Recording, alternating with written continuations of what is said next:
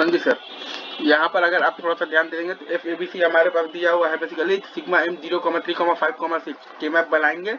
तो कोई भी पेयरिंग नहीं है तो F of A B C आपके पास आ जाएगा A bar B bar C bar plus A bar B C plus A B bar C plus A B into C बार।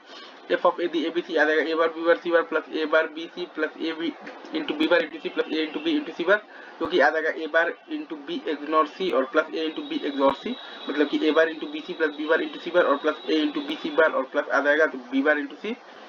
मतलब कि A bar into B ignore C और plus A into B एग्जॉर सी। तो 2 into 1 मक्स से हमें इसको represent करना है और ए को बनाना है बेसिकली सिलेक्टर लाइन। तो वही काम करेंगे, मतलब कि ए के टर्म्स में एफ को लिख लेंगे। तो ए जब 0 है तब एफ होगा आपके पास बी इग्नोर सी, और ए जब आपके पास 1 है तब एफ होगा आपके पास बेसिकली तो बी एग्जॉर सी। तो बना दिए, ए आपका इनपुट है,